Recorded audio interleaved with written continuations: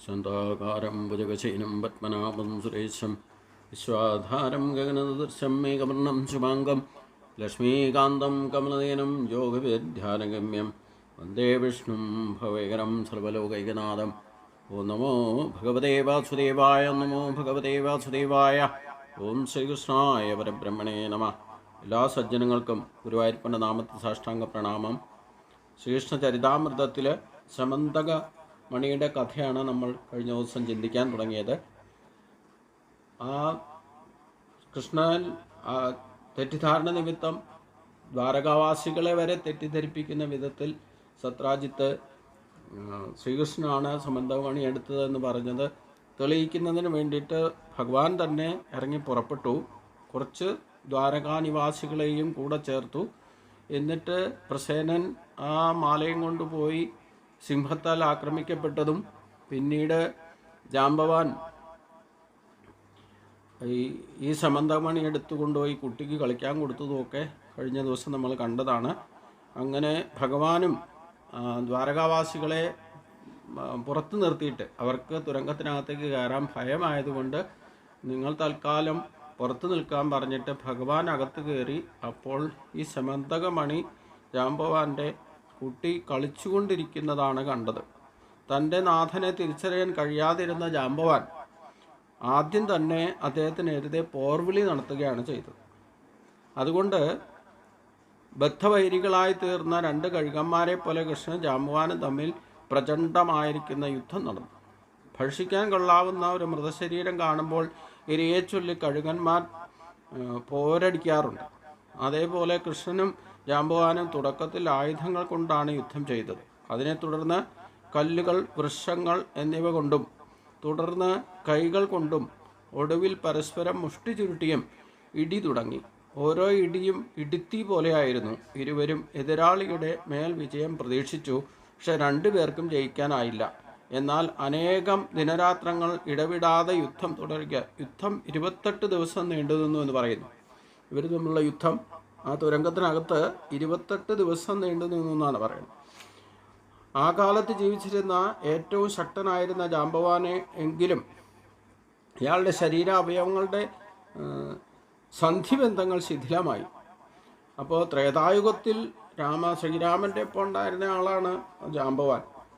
ദ്വാപരയുഗത്തിലും ശ്രീകൃഷ്ണൻ വന്ന് ജനിച്ചപ്പോഴും അതേ ജാമ്പവാൻ തന്നെയാണ് എന്ന് പറയുന്നു. അപ്പോൾ കായബലത്തിലും എല്ലാം കൊണ്ടും അതികായനായിരുന്നു ജാമ്പവാൻ. എന്നിരുന്നാലും ശ്രീകൃഷ്ണൻ്റെ അടികളേറ്റ അയാളുടെ ശരീരാവയവങ്ങളുടെ സന്ധിബന്ധങ്ങൾ ശിഥിലമായി. ശ്രീകൃഷ്ണൻ ശക്തിയായ ഇടിയേറ്റ് ശരീരമാകെ തളർന്നു, വിയർപ്പിൽ മുങ്ങി. ഇത് കണ്ട് ജാമ്പവാൻ അത്ഭുതപ്പെട്ടു. തന്നെ തളർത്തുന്ന ഈ എതിരാളി ആരാണ്? തൻ്റെ അതിമാനുഷ്യമായിരിക്കുന്ന ദേഹശക്തിയെക്കുറിച്ച് ജാമ്പവാൻ നല്ല ബോധമുണ്ടായിരുന്നു. എന്നാൽ കൃഷ്ണൻ്റെ പ്രഹരമേറ്റ് അവശനായപ്പോൾ തനിക്ക് ആരാധ്യനായ പരമദിവ്യ പുരുഷോത്തമനായിരിക്കുന്ന കൃഷ്ണൻ അല്ലാതെ മറ്റാരുമാകാൻ സാധ്യതയില്ല എന്ന് അദ്ദേഹം അനുമാനിച്ചറിഞ്ഞു. അത് ബോധ്യമായി. ഭക്തന്മാരെ സംബന്ധിച്ചിടത്തോളം ഈ സംഭവത്തിന് സവിശേഷമായൊരു പ്രാധാന്യമുണ്ട്. തുടക്കത്തിൽ ജാമ്പവാന് കൃഷ്ണനെ മനസ്സിലാക്കാൻ കഴിഞ്ഞില്ല.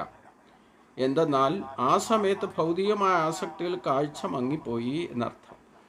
അപ്പം ഗുരുവായൂരപ്പനെ ഭജിക്കുന്നവർക്കാണെങ്കിലും ഈ ഭൗതികമായ ആസക്തിയോടുകൂടി 3 ഘട്ടങ്ങളിൽ ആയിട്ട്, അതായത് ധർമാർത്ഥ കാമമോക്ഷങ്ങളിൽ ചതുർവിധാ ഭജന്തേമാൻ എന്ന ഭാവത്തിൽ നമ്മൾ ഭക്തരായിട്ട് മാറിക്കഴിഞ്ഞാൽ 3 തലത്തിലും യഥാർത്ഥത്തിൽ ഈശ്വരനെ നമുക്ക് മനസ്സിലാക്കാം. ദുഃഖം വരുമ്പോഴും, ഇല്ലെങ്കിൽ നമ്മളെ അഭിഷ്ടസിദ്ധിക്കായിക്കൊണ്ട് പ്രാർത്ഥിക്കുമ്പോഴും, ഇല്ലെങ്കിൽ ഭഗവാനെ അന്വേഷിച്ച് നടക്കുന്ന അവസ്ഥയിലും, ഇല്ലെങ്കിൽ യഥാർത്ഥ ഈശ്വരൻ എവിടെയാണെന്നൊക്കെ അന്വേഷിച്ച് ദ്വന്ദ്ഭാവത്തിൽ അന്വേഷിച്ച് നടക്കുമ്പോഴൊന്നും യഥാർത്ഥത്തിൽ ഈശ്വരനെ മനസ്സിലാകില്ല. കാരണം ഭൗതിക ദൃഷ്ടിയിലൂടെ ഈശ്വരനെ ഒരിക്കലും മനസ്സിലാക്കാൻ സാധ്യമല്ല എന്നാണ്.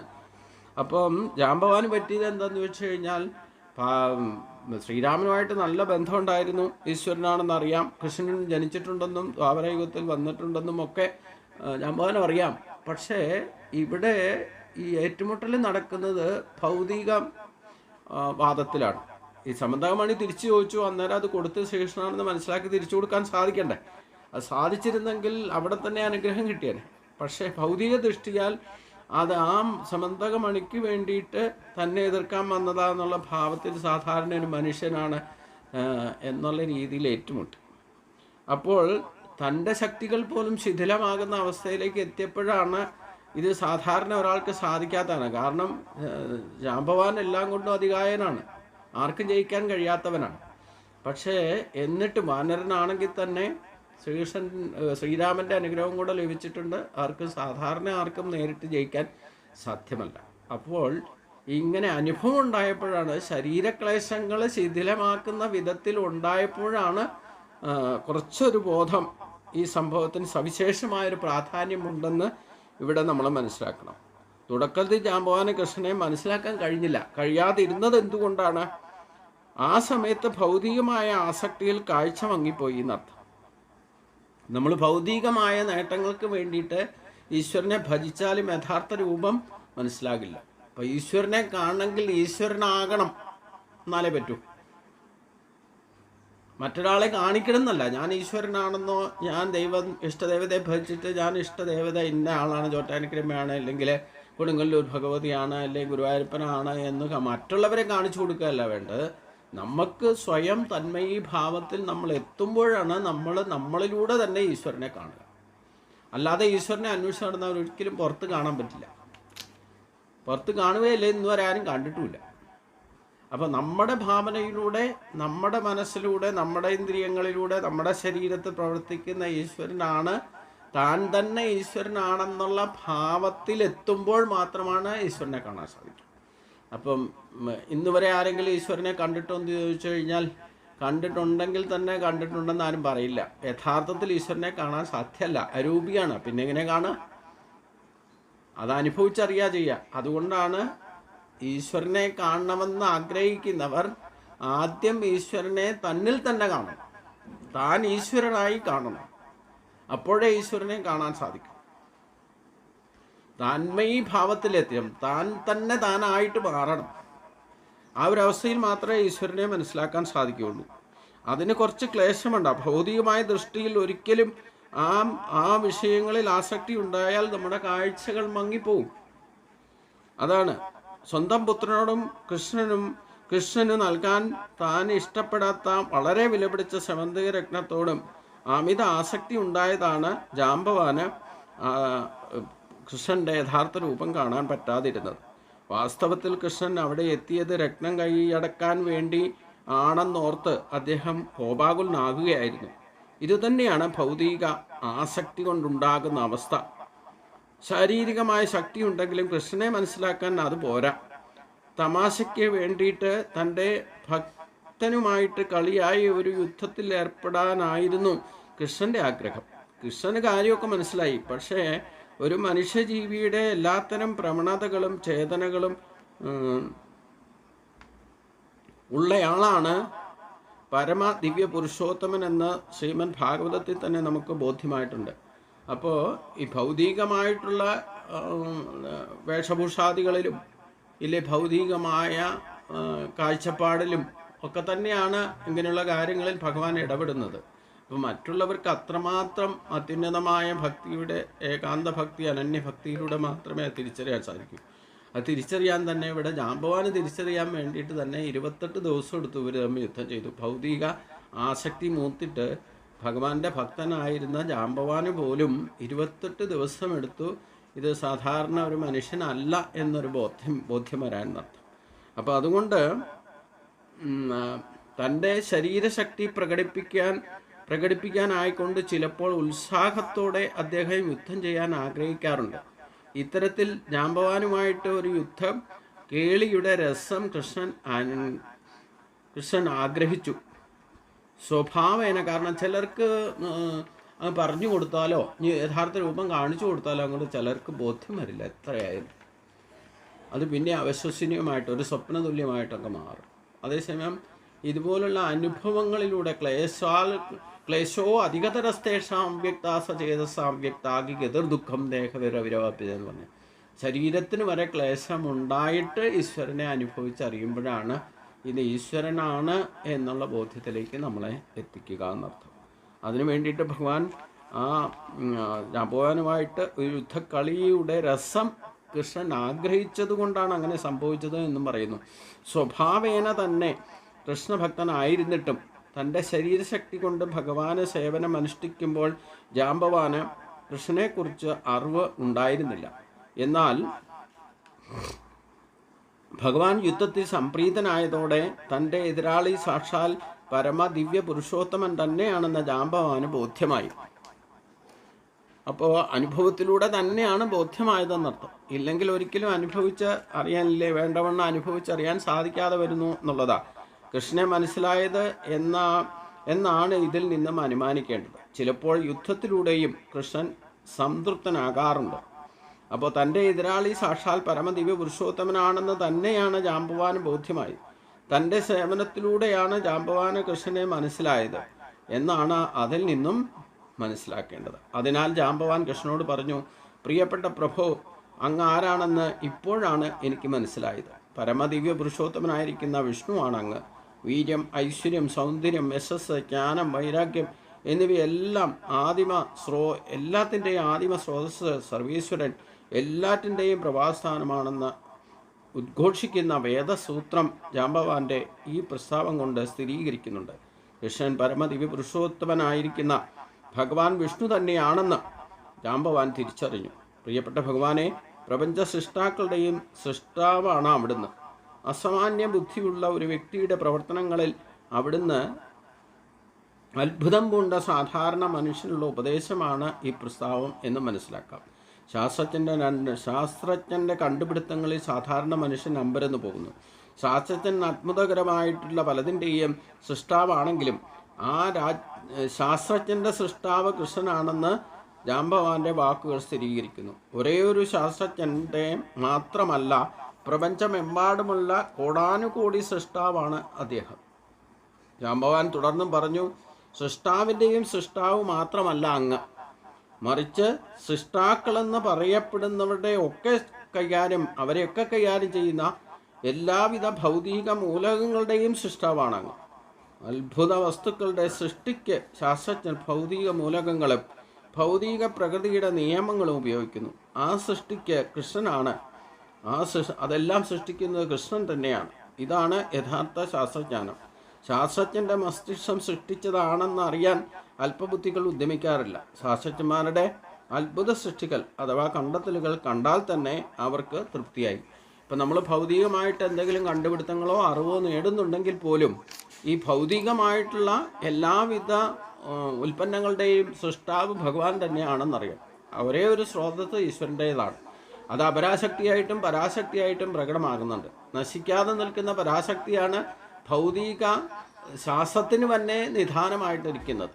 അത് മനസ്സിലാക്കാത്തത് കൊണ്ടാണ് ഓരോ ശാസ്ത്രജ്ഞർ ഇതൊക്കെ ഞാനാ കണ്ടുപിടിച്ച എൻ്റെ കേമത്വം കൊണ്ടാണെന്നുള്ള അഹങ്കാരമൊക്കെ കൊണ്ടുവരുന്നത്. അതിൻ്റെ പിന്നിൽ പ്രവർത്തിക്കുന്ന സൃഷ്ടാവിൻ്റെയും സൃഷ്ടാവായിരിക്കുന്ന ഈ ഭൗതികമായിരിക്കുന്ന വസ്തുക്കളുടെ, നമ്മുടെ ശരീരം അടക്കമുള്ള വസ്തുക്കളുടെ സൃഷ്ടാവ് ഭഗവാൻ അജയ്യമായൊരു ശക്തി. ഈശ്വരൻ എന്ന് പറയുമ്പോൾ എല്ലാവരും ഒരു വ്യക്തിഭാവത്തിലാണ് കാണുക. വ്യക്തിഭാവത്തിലല്ല, ഈശ്വരൻ എന്ന് പറയുന്ന ഒരു ശക്തിയാണ്. അല്ലാതെ അത് എല്ലാ ശക്തിയുടെയും ഒരു സ്രോതസ്സാണ്. അത് അവ്യയമാണ്. അതിന് പ്രത്യേകമായ രൂപമോ ഭാവമോ ഒരു നാമം കൊണ്ടോ നാമരൂപങ്ങളെ കൊണ്ടോ ഒന്നും സമർത്ഥിക്കാൻ നമുക്ക് സാധ്യമേമല്ല. അപ്പം നമ്മുടെ തന്നെ ശരീരത്തിലിരിക്കുന്ന ഈ എല്ലാവിധ ശരീരത്തിലെ എല്ലാ അംഗപ്രത്യങ്ങളും ഇന്ദ്രിയങ്ങളും ഓരോ കോശങ്ങൾ വരെ രോമകൂപങ്ങൾ വരെ പ്രവർത്തിക്കുന്നത് അവ്യക്തമായിരിക്കുന്ന ഒരു ശക്തിയുടെ സ്രോതസ്സാണ്. ഇതിൻ്റെ അതേ കോപ്പിയാണ് ഈ പ്രപഞ്ചവും. അപ്പോൾ ശാസ്ത്രജ്ഞന്മാരെ എന്തെങ്കിലുമൊക്കെ ഭൗതികമായിട്ട് ഇല്ലാത്തതൊന്നും കണ്ടുപിടിക്കാൻ സാധ്യമല്ല. ഈ പ്രപഞ്ചത്തിലുള്ളത് തന്നെ, സൃഷ്ടിയിൽപ്പെട്ടത് തന്നെ അവർ കണ്ടുപിടിക്കുന്നത്. അത് ഞാനാണ് കണ്ടുപിടിച്ചതെന്ന് പറയുന്നുണ്ടെങ്കിലും ഇത് ഇല്ലാത്തൊരു വസ്തുവിനെ എങ്ങനെ കണ്ടുപിടിക്കാം? ഇല്ലാത്തൊരു ശക്തിയെ കണ്ടുപിടിക്കാനേ സാധ്യമല്ല. അപ്പം മറിഞ്ഞിരിക്കുന്നു എന്ന് മാത്രമേ ഉള്ളൂ. അത് വെളിച്ചത്ത് കൊണ്ടിരുന്നു എന്ന് മാത്രം. അതവരവരുടെ ബുദ്ധിശക്തിക്ക് പ്രഭാവം കൊണ്ടൊക്കെ ദൈവത്തിൻ്റെ ദൈവാധീനം ആരിൽ പ്രവർത്തിക്കുന്നോ ബുദ്ധിമാന്മാരിൽ ബുദ്ധിമാനായിട്ട് എല്ലാവരും മാറുന്നില്ല. അതുകൊണ്ട് എല്ലാവർക്കും അത് കാണാനും തിരിച്ചറിയാനും സാധിക്കുന്നില്ല. അപ്പം നമ്മൾ ഏത് തരത്തിലുള്ള അറിവ് സമ്പാദിക്കുന്നുണ്ടെങ്കിലും അറിവ് നമുക്ക് കിട്ടുന്നുണ്ടെങ്കിലും അത് വേണ്ട വിധത്തിൽ ഗുണദോഷങ്ങളെ തിരിച്ചറിഞ്ഞുകൊണ്ട് പ്രവർത്തിക്കാൻ സാധിക്കുന്നുണ്ടെങ്കിൽ ഭൗതിക വസ്തുക്കളെ പോലും നമുക്ക് ആസ്വാദ്യകരമായിട്ട് അനുഭവിച്ചറിയണമെങ്കിൽ അതിൻ്റെ അന്തിമമായിരിക്കുന്ന ഒരേ ഒരു സ്രോതസ്സിനെ നമ്മൾ ആശ്രയിച്ചാൽ മതി എന്നർത്ഥം. അതാണ് ഇവിടെ ജാമ്പവാനിലൂടെ നമ്മളെ മനസ്സിലാക്കി തരുന്നത്. ജാംബവാൻ തുടർന്നും പറഞ്ഞു, ഭൗതിക മൂലകങ്ങളെ സംയോജിപ്പിക്കുന്ന കാലം എന്ന ഘടകവും അങ്ങയുടെ പ്രതിനിധിയാണ്. എല്ലാ വിധത്തിലുള്ള സൃഷ്ടിസ്ഥിതി, ആത്യന്തികമായിരിക്കുന്ന സംഹാരം എന്നിവയ്ക്ക് ആധാരമായി വർത്തിക്കുന്ന പരമമായ കാലം എന്ന ഘടകം എല്ലാം അങ്ങ് തന്നെയാണ്. ഭൗതിക മൂലകങ്ങളും കാലം കൊണ്ടുണ്ടാകുന്ന മാറ്റങ്ങളും അതിൻ്റെ ഘടകങ്ങളും മാത്രമല്ല സൃഷ്ടിക്കാനുള്ള ഘടകവസ്തുക്കളും അങ്ങയുടെ അവിഭാജ്യ ഘടകങ്ങൾ തന്നെയാണ്. അതിനാൽ ജീവാത്മാവ് ഒരു സ്വതന്ത്രനായിരിക്കുന്ന സൃഷ്ടാവല്ല. ശരിയായ വീക്ഷണത്തോടെ എല്ലാ ഘടകങ്ങളെക്കുറിച്ചും പഠിക്കുന്നവന് എല്ലാറ്റിൻ്റെയും പരമമായ നിയന്താവും അധീശനും അവിടുന്ന് തന്നെയാണെന്ന് കാണാൻ കഴിയും. പ്രിയപ്പെട്ട ഭഗവാനെ, അതിനാൽ ശ്രീരാമചന്ദ്രനുമായി ഞാൻ രാമചന്ദ്രനായിട്ട് ആരാധിക്കുന്ന പരമദിവ്യ പുരുഷോത്തമൻ തന്നെയാണ് അവിടുന്നെന്ന് എനിക്ക് ഇപ്പോഴാണ് ബോധ്യം വന്നത്, മനസ്സിലായത്. എൻ്റെ ഭഗവാൻ രാമേന്ദ്രന് സമുദ്രത്തിൽ ഒരു ചിറ കെട്ടേണ്ടി ഇരുന്നു. ഭഗവാന്റെ ഒറ്റ നോട്ടം കൊണ്ട് ആ സമുദ്രം എങ്ങനെ ഇളകി മറിഞ്ഞ് എന്നത് ഞാൻ നേരിൽ കണ്ടതാണ്. സമുദ്രമാകെ പ്രക്ഷുബ്ധമായപ്പോൾ അതിലെ തിമംഗലം, മുതല തുടങ്ങിയ ജലജീവികൾ ഒന്നടങ്കം അസ്വസ്ഥരായി. ഒറ്റയടിക്ക് സമുദ്രത്തിലെ ഏറ്റവും വലിയ ജലജീവിയെ പോലും വിഴുങ്ങാൻ കഴിവുള്ളതാണ് തിമംഗലം. ഇങ്ങനെ ലങ്കയിലെത്താനായിക്കൊണ്ട് ശ്രീരാമചന്ദ്രന് വഴി നൽകാൻ സമുദ്രം നിർബന്ധിതമായി.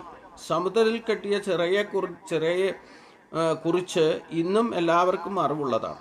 ചിറ കെട്ടിയ ശേഷം രാവണന്റെ രാജ്യത്തിലാകെ തീ ആളിപ്പടർന്നു. രാവണനെതിരെയുള്ള അങ്ങയുടെ ശാസ്ത്രങ്ങൾ രാവണന്റെ ശരീരാവയവങ്ങളുടെ ഓരോ ഭാഗവും തുണ്ടമാക്കി ശിരസ് ഭൂമിയിൽ പതിപ്പിച്ചു. അങ്ങ് എൻ്റെ ഭഗവാൻ ശ്രീരാമചന്ദ്രൻ അല്ലാതെ മറ്റാരുമല്ലെന്ന് ഇപ്പോൾ എനിക്ക് മനസ്സിലായി. ഇത്രയ്ക്ക് അപരിമേയമായിരിക്കുന്ന ശക്തി മറ്റാർക്കുമില്ല. മറ്റാർക്കും എന്നെ ഇതുപോലെ തോൽപ്പിക്കാനും ആവുകയില്ല. അതുകൊണ്ട് ജാംബവാൻ ഭഗവാനെ സ്തുതിച്ചുകൊണ്ട് പറഞ്ഞതെല്ലാം ആ ത്രേതായുഗത്തിൽ രാമചന്ദ്രനുമായിട്ടുണ്ടായിരുന്ന സംഗമത്തിൽ നിന്നുണ്ടായ സംഭവങ്ങളെ പോലും ഓർത്ത് പറയുകയാണ്.